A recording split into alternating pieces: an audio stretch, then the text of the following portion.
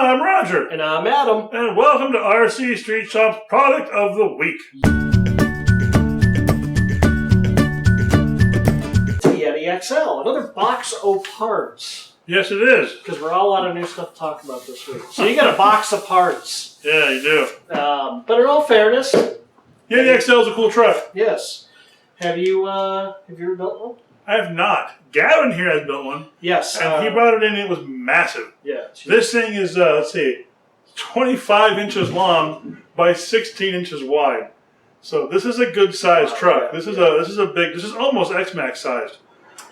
So let's see, Yeti XL 1/8 Monster Buggy Rock Racer, I guess is what it's technically termed.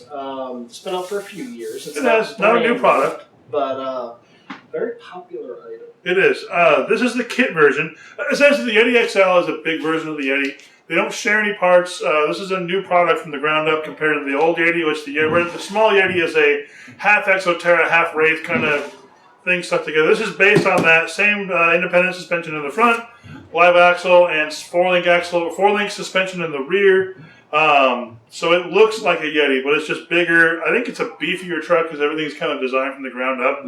So this truck was built to be as big and heavy as it is, whereas the Wraith, not the Wraith, the smaller Yeti I don't think is as durable because it's kind of based on something that was designed to be a lot lighter. Crossbreed of two things. Yeah, but this truck is this is a cool truck. It's got the AR60 axle, which is a big beefy axle. It's got metal transmission gears. All new stuff, and it's cool. It's got 17mm hub. It uses 3.8 wheels from the big monster trucks.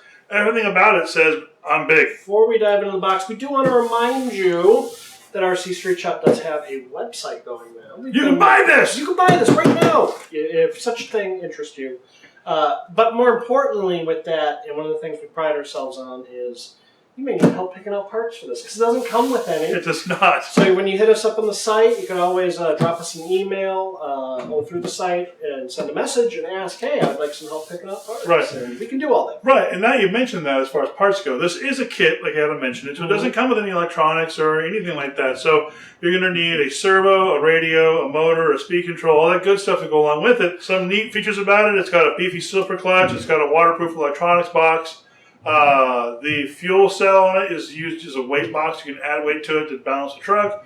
It runs dual batteries, I believe. It's got a Revo-style battery compartment that's on the side, I think. You had mentioned earlier in the video, Gavin, our part-timer, actually built one of these recently. Correct. He did it in about a week, right? Yeah, he was working on it after work. He's hardcore, and it's not his first kit. No, he doesn't. In fact, his buddies hit him up all the time to build their kits for them. Right. And it took him about a week. What would the average person, maybe who's never done a kit before, maybe like 2 weeks? I'd say you're going to probably put about 4 or 5 hours of actual building time into this. Right. It took Gavin a week because he was working for it on and off. Yeah, working on it school full time and all that. Right. So. But yeah, I would say probably 5 hours of solid build time, which would, I think for the noob would probably maybe a good, if you're going to work on it a couple hours a night, I'd say it would take a solid week to do it. Gotcha. Now, ready to run is obviously where the industry is kind of gone. Kits aren't something as popular these days. They're not. But we have started carrying more kits in the store. There seems to be an uptick in it lately. Right, and I would rather build something than just buy it. I really do genuinely enjoy building something. And I've mentioned before, when you build something, you're done with it, you're kind of like, oh man, now I got to drive it. It's like the building, it really is fun. And you get to know the car intimately. And plus, very much so. Axial is very traditional in the way that they give you better parts with the kit. Yeah. So if you buy this truck, instead of the ready to run, you get a good number of hop-up parts on it. You get the aluminum plates for the rear links. You get the better drive shafts, I believe. There are a fair amount of hop-ups that come with this that make it a better choice. And plus, like I said, you will spend much more money on a kit, but you'll end up with a much better car in the end. You guys are eventually going to end up changing the stuff that you're going to end up buying for this kit anyway. Better radio, better motor, better servo. When all that stuff craps out on your stock Yeti RTR, you're going to spend that money anyway. So why not just get it up front and build yourself the better car that you want to start with anyway? So like I said, there are advantages to spending a little bit more money on a kit, and I personally feel it's the way to go. Now, before we wrap this up, in case anyone out there is curious, what is the difference between a rock crawler and a rock racer? Well, the rock racers are more of the They're meant to go over rocks fast, and that sounds like duh, you should know that already question, but it's these are based off of there's a race in the desert out here in California called King of the Hammers, and that is basically a bunch of guys who are absolutely out of their minds, who have rock crawlers that have 8 million horsepower, and they're just driving across the desert and over rocks as fast as they possibly can, and that's what this is kind of based off of. This is kind of based off of an independent front suspension Hammers truck. So it's kind of, they call it a rock racer, but that's kind of what their inspiration was for this, was this crazy racing series that happens in the desert. People get heat stroke and decide, I want to drive 90 miles an hour in my giant buggy. So, but yeah, I guess, I'm doing a terrible job of explaining this, but rock racer, over rocks fast. Rock racers do not make good crawlers. Not necessarily, no. Yeah. No, they're not geared down like a rock crawler. Now, it doesn't mean you cannot rock crawl at this. If you set it up right, it will make a decent crawler, but not like... But they're almost two very different fields of play, so to speak. That's kind of what I was just getting at. Yeah, I guess a good way to put it is, guys race these. Like, there was a spot out here where people were actually racing these, and then in the middle of the course, they put a big rock pile, and they jump over it. So this is more of a high-speed vehicle as opposed to a rock crawler which kind of crawls along and meant to go over things slowly and whatnot. But like I said, I guess you could crawl with this if you really set it up right, but not what it's designed for out of the box. So, and lastly, I suppose, obviously with the kit, requires more experience, requires you to spend more money. Correct. Like you were saying, you're going to be buying your own electronics. Is there any reason a new person in the hobby would consider building a kit, or is this really like, say, building a kit for when you've had a few RCs? No, I think that if you want to start with a kit, go for it. Because, back in the day, you had no choice. Yeah. So I think that if you're adventurous enough to start with a kit, you're going to be better off for it in the long run because you're going to understand the way the car works a lot more than you will if you just buy one. I cannot tell you how many people come in here every day and bring us a slash with a broken steering knuckle and go, I don't know how to fix this. Can you fix it for me? And it's like, dude, it's literally 2 screws.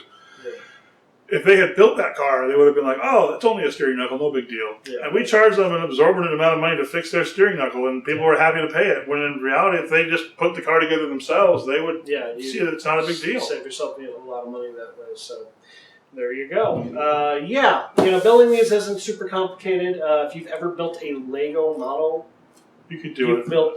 You've done an RC car. I've put Lego kits together more complicated than this. They're laid out very similarly. The manual is broken down by open bag A. In bag A, you're going to do these steps. Open bag B. That's a very good point, actually. Yeah. And that is how they're laid out. Like usually, like most kits, like Adam said, it's open bag A. Bag A has all these parts in it. Then you get to a certain point, it's open bag B. So it's not as intimidating as it looks. When you open the box of this, it's literally a box of parts. And you look at it and go, holy crap, what have I got myself into? Yeah.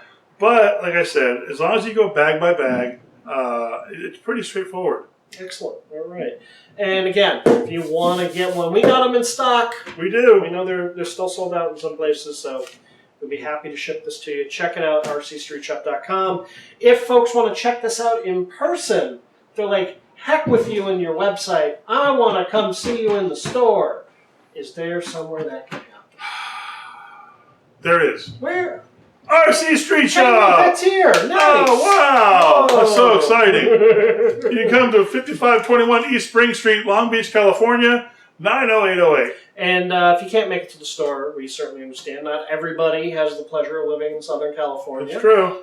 You could always pick up the phone and give us a call. Roger, what's the number? It's 562-425-9000. I just forgot that for a second. How could you forget that? I know. You know what? People ask me my personal phone number. I'm like, 425-9000. So, I don't even know my own personal number. I got to pull out my phone every time.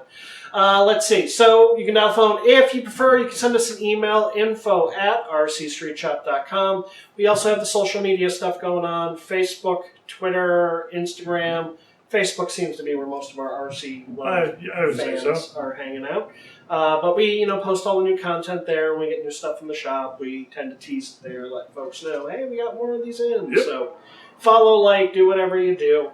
And YouTube, you're watching this video. We do appreciate that. The channel continues to grow and grow and grow. Thank you for that. And the more it grows, the more the trolls appear. Some hairy-ass trolls.